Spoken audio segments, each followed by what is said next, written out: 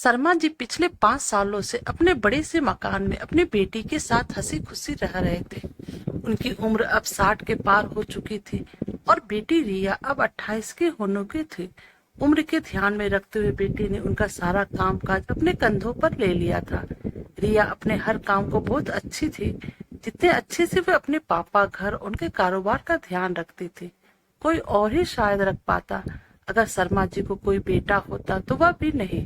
इन बाप बेटी का रिश्ता बहुत ही प्यारा था। बिना बाबा के रिया को नहीं चलता था और बिना रिया के उनके बाप का किसी काम में मन नहीं लगता था। कभी कभी ऐसा लगता था जैसे शर्मा जी रिया के बाप ने उसके बेटे हैं की हरकतों से कुछ ऐसी थी। पापा को सुबह जल्दी उठकर जबरदस्ती वॉकिंग के लिए भेजना हो या छोटे बच्चों को जैसी दवाइयाँ पिलानी हो वैसे ही पापा की दवाइयाँ उन्हें खिलानी हो। रिया का बर्ताव अपने बाबा के साथ बिल्कुल वैसे ही था जैसे किसी माँ का अपने बच्चों के साथ होता है। रिया के बाबा भी कुछ कम नहीं थे। जब जब रिया उन्हें दवाइयाँ खाने के लिए देती तो आधी दवाई खाते और आधी छुपा लेते, लेकिन रिया की नजरों से बच नहीं पाते। फिर वह उनके सामने खड़ी होकर सारी दवाइयाँ उन्हें जबरदस्ती खिलाती। रात को रिया के सोने के बाद चुपके से किचन में जाकर फ्रिज से मिठाई चुराकर खाना। पापा की ऐसी शरारतें भी रिया पकड़ लेती थी। पकड़े जाने पे पापा पानी पीने का बहाना करते, लेकिन रिया उनको समझाती कि मिठाई आपके लिए हानिकारक है। पापा को याद दिलाते कि पिछली बार उनका शुगर लेवल कितना बढ़ गया था। अपने ही घर में अब मैं मिठाई भी नहीं खा सकता। बड़बड़ाते हुए नाराज होने की एक्टिंग करते हुए बाबा किचन से चले जाते। फिर रिया उन्हें मनाने के लिए एक मिठाई का टुकड़ा बाबा के पास लेकर जाती और फिर वो दोनों उसे आधा आधा बांट कर खाते। दोनों के चेहरे पर बड़ी स्माइल आ जाती।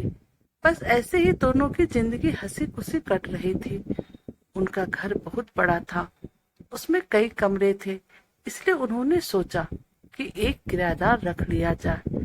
पैसों के लिए नहीं, लेकिन रिया के ऑफिस जाने के बाद अकेले रह रहे शर्मा जी को थोड़ा सा ही सही किसी का साथ मिल जाए। इसलिए जल्दी ही एक किराएदार फाइनल हो गया। उनका नाम विशाल सिंह था। उम्र उनकी 50-51 की होगी। एग्रीमेंट पेपर बनाने के दौरान पहली बार वह शर्मा जी और रिया से मिले।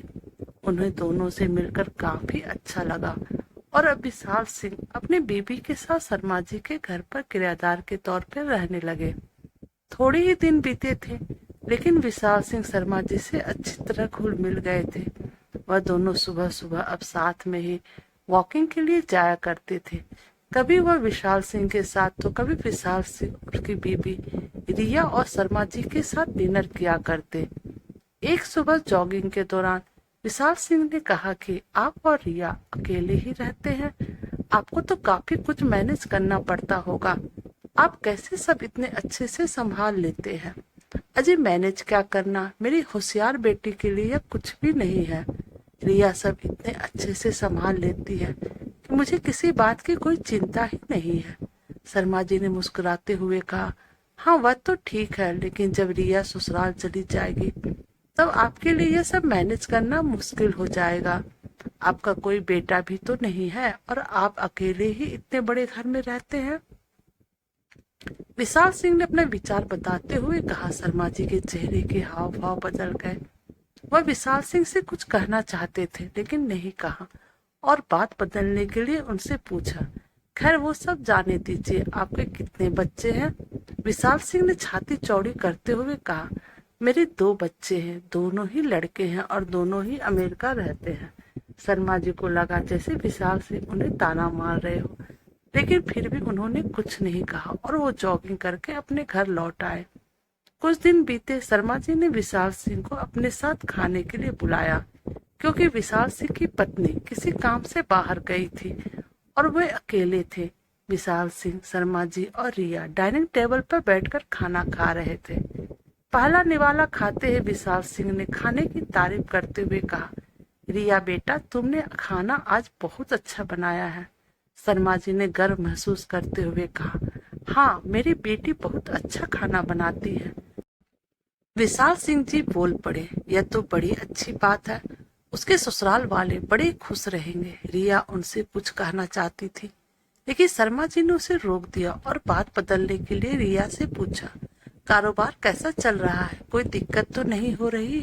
रिया ने कारोबार की सारी जानकारी और स्थिति अपने पापा को बताई, जिसे विशाल सिंह भी सुन रहे थे और वह प्रभावित होकर बोले, वाह रिया बेटा, मानना पड़ेगा, जिस तरह से तुम सारा कारोबार संभाल रही हो। तुम शर्मा जी की बेटी नहीं, बेटा हो, बेटा। अब शर्मा जी सिना रहा गया। उन्होंने कहा, पता नहीं क्यों आप सभी लोग बेटी को बेटे के साथ कंपेयर करते हो। ऐसा एक भी काम या एक भी फील्ड बताइए जिसमें बेटियों ने अपना नाम न बनाया हो। अरे आसमान में प्लेन उड़ाने से लेकर देश के सर्वोच्च पद पर बैठकर देश चलाने तक बेटियों ने हमेशा अपने आप को साबित किया है।